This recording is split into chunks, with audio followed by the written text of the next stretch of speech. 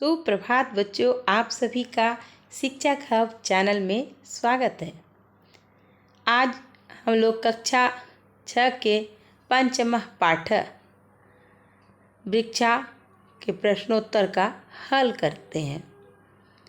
सर्वप्रथम अभ्यास के प्रश्न नंबर 1 को हल करते हैं। वचनानुसारम रिक्त स्थानानि पूरयेत्। वचन के अनुसार रिक्त स्थानों को पूरा करें। यथा वनम वने वनानि। तो वनम नपुंसकलिंग शब्द है और इस पाठ में नपुंसकलिंग और पुल्लिंग दोनों प्रथमा और द्वितीय विभक्ति का उपयोग हुआ है। नपुंसकलिंग और पुल्लिंग दोनों अकारांत शब्दों का ही उपयोग हुआ है। जैसा कि देखें हम लोग कि वनम वने वनानि द्वितीय शब्द में द्वितीय विभक्ति में भी यही होता है और प्रथमा विभक्ति में नपुंसकलिंग का दोनों एक जैसा होता है। ठीक, प्रथमा और द्वितीय विभक्ति। तो अब हम लोग नेक्स्ट को हल करते हैं। नेक्स्ट शब्द क्या है कि डैश जले डैश। तो क्या लिखेंगे? जलम जले जलानी। बिंबम बिंबे बिंबानी। ये तीनों शब्द क्या है? नपुंसक लिंग है। अगला है यथा में कि वृक्षम वृक्षो वृक्षान, पुल्लिंग शब्द। तो इसमें भी हम लोग क्या करेंगे कि ये द्वितीय विभक्ति का है, तो इसमें नेक्स्ट को भी हम लोग इसी तरह बनाएंगे। उदाहरण के अनुसार ही वृक्षम वृक्षो वृक्षान, उसी तरह क्या हो जाएगा? पवनम पवनो पवनान। जनम जनो जनान। अब प्रश्न नंबर 2। प्रश्न नंबर 2 कह रहा है कि कोष्ठकेषु प्रदत्त शब्देषु उपयुक्त विभक्तं योजित्वा रिक्त स्थानानि पूरयेत्। कोष्ठक में जो शब्द दिया हुआ है उस उपयुक्त विभक्ति को चुनकर रिक्त स्थानों को पूरा करें। यथा जैसे अहम रोटिकाम खादामि, मैं रोटी को खाता हूँ। तो द्वितीय विभक्ति का जो है एक वचन यूज हुआ है, तो हम लोग इसमें भी क्या करेंगे? उसके अनुसार ही करेंगे। क नंबर का है कि त्वम डैश पिबसी। त्वम डैश पिबसी में क्या हो जाएगा? त्वम जल है तो क्या हो जाएगा? जलम पिबसी। छात्र डैश पश्यति, तो क्या हो जाएगा? दूरदर्शन शब्द है तो द्वितीय विभक्ति में क्या होगा? दूरदर्शन, मतलब छात्र दूरदर्शन को टीवी को देखता है। नेक्स्ट है ग नंबर। ग नंबर कह रहा है कि वृक्षा डैश पिबंती। तो पवन शब्द है तो द्वितीय विभक्ति में क्या करेंगे हम लोग? पवनम। वृक्ष हम पवन मतलब वृक्ष हवा को पीता है। अब है घ नंबर कि ता डैश लिखंती। वे सब डैश लिखते हैं, तो क्या है? कथा है तो क्या लिखेंगे? कथाम लिखंती। अंग नंबर आवाम डैश गच्छाव। हम दोनों डैश जाते हैं। जंतु है, जंतुशाला दिया हुआ है तो क्या लिखेंगे? जंतुशालाम। अब क्वेश्चन नंबर 3। क्वेश्चन नंबर 3 कह रहा है कि अधोलिखितेषु वाक्येषु कर्तृपदानि चिनुत। मतलब जो दिया हुआ है वाक्य, उस वाक्य से हम लोग क्या करेंगे? कर्ता पद को चुनेंगे। तो क नंबर है कि वृक्षा नभा शिरस्सु वहंती। तो इसमें कर्ता कौन हुआ? कर्ता किसको कहते हैं? जो काम कर रहा है। तो इसमें कर्ता कौन हो गया? वृक्षा।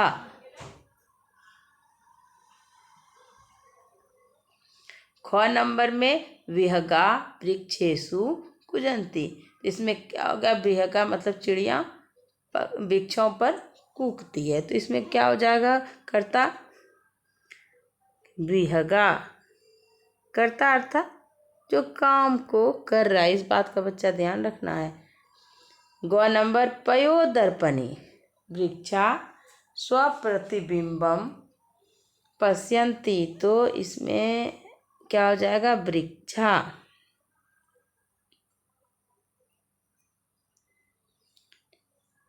अब घ नंबर में करा कृषक अन्नानि उत्पादयति, तो इसमें क्या होगा? कर्ता पद किसान ही। तो क्या किसान का क्या होता है? कृषक का मतलब किसान जो है अन्न को उपजाता है। अब अंगवा नंबर है कि सरोवरे मत्स्या संति, तो इसमें क्या हो जाएगा? सरोवर में कर्ता पद कि तालाब में मछलियाँ है, तो हो जाएगा मत्स्या।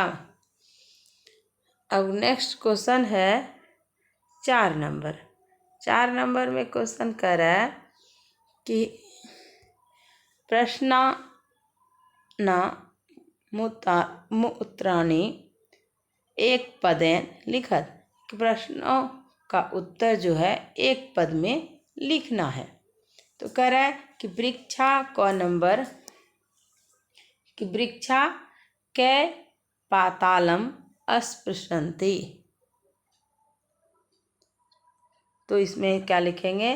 वृक्षा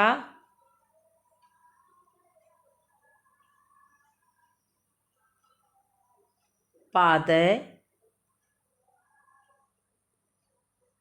पातालम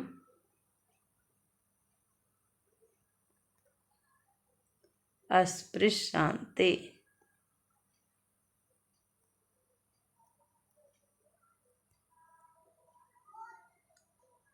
अस्पृशति। अब ख नंबर कह रहा है कि वृक्षा किम रचयन्ति, तो वृक्ष किसकी रचना करते हैं? तो क्या लिखेंगे? वृक्षा। वही उतारने से किम के बदले में हम लोग क्या लिखेंगे? वन। जैसे वृक्षा कै के बदले में क्या लिखे? पादय, तो उसे वृक्षा किम तो वनम रचयन्ति। अब क्वेश्चन नंबर ग, तो कह रहा है विहिका कुत्र आसीना, तो चिड़िया कहाँ रहती है? तो क्या कुत्र के बदले में हम लोग क्या लिखेंगे? शाखादोला लिखेंगे। विहिका कुत्र के जो है बदले में क्या लिखना है? शाखा दोला आसीना।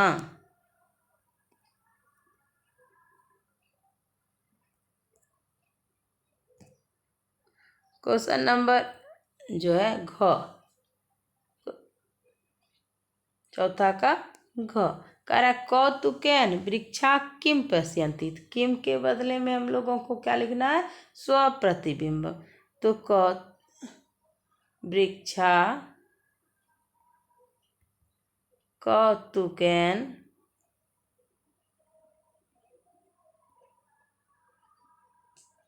स्वप्रतिबिंबम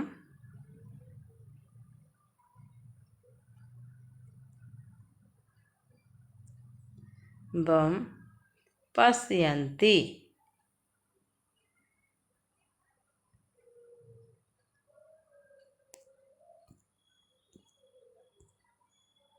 अब क्वेश्चन नंबर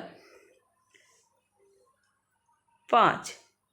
क्वेश्चन नंबर 5 कह रहा है कि समुचित पद रिक्त स्थानानि पूरयत, मतलब सबसे पद को जो पद दिया हुआ है जो है उस पद को क्या कर, रिक्त स्थानों को पूरा करें जो उचित पद है। जैसे विभक्ति दिया हुआ है प्रथमा द्वितीया तृतीया, मतलब जो है क्या कहते हैं इसमें सप्तमी संबोधन में पूरे शब्द रूप को दिया हुआ है। उन पूरे शब्द रूपों को क्या करना है, आज पूरा करना है। उदाहरण के अनुसार उदाहरण दिया हुआ है, उसके अनुसार कि गज, गजौ, गजा। तो उसी तरह क्या हो जाएगा, अश्व, अश्वो, अश्वा। सूर्यम, अब चंद्र, यहाँ चंद्रमा का सूर्यम, सूर्यो, सूर्यान तृतीया विभक्ति में। तो उसी तरह चंद्रमा का क्या हो जाएगा, चंद्रम, चंद्रो, चंद्रान।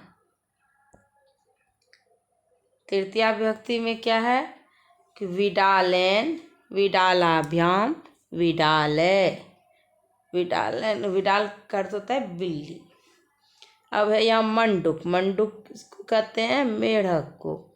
तो क्या हो जाएगा, मंडूकेन,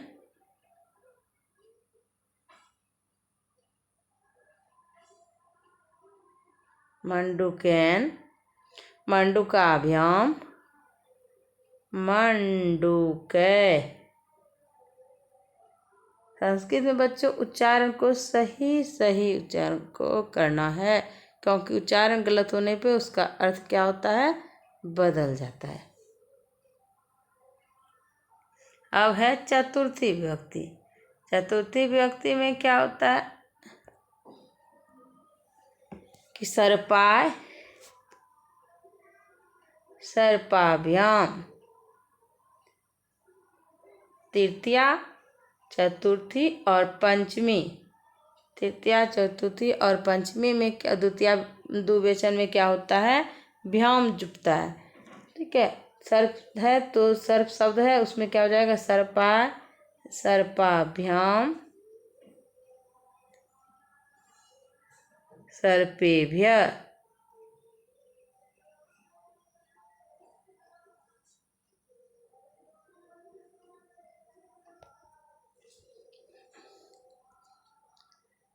अब है वान, सर्प से सांप, सर्प का अर्थ क्या होता है, सांप। और अब है वानराभ्याम दिया हुआ है, तो वानर शब्द है, वानर मूल शब्द है, तो वानर का अर्थ होता है बंदर। तो क्या लिखेंगे, वानर आय, वानराभ्याम, वानरे भ्य। नेक्स्ट पंचमी में दिया हुआ है मोदकात। तो क्या हो जाएगा यहाँ पे, मोदकाभ्याम,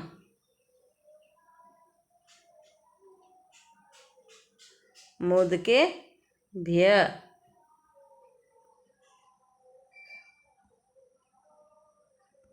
बहुवचन में मोदके भ्य। अगला है नेक्स्ट वृक्ष। तो वृक्ष का क्या हो जाएगा, वृक्षात,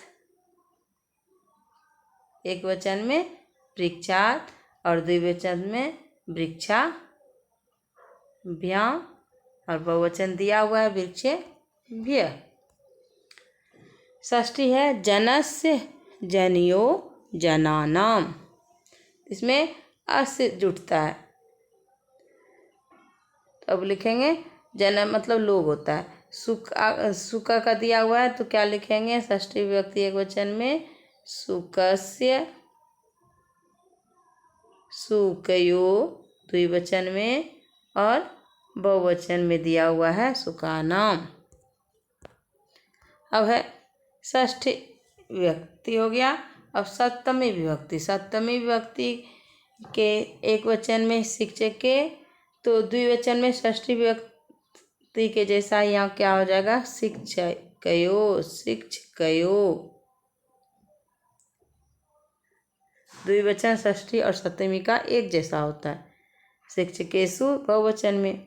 उसी तरह मयूर का क्या हो जाएगा, मयूरियो, एक वचन में मयूरे, द्विवचन में मयूरयो, और बहुवचन में मयूरेषु, मयूरेषु।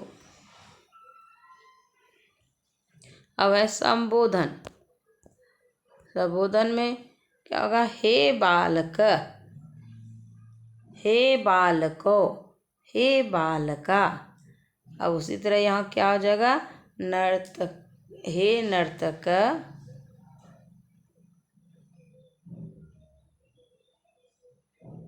हे नर्तका,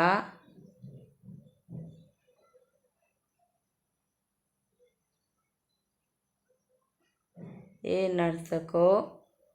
एक वचन में हे नर्तक, हे नर्तको, हे नर्तका। बहुवचन में क्या हो जाएगा? हे नर्तका।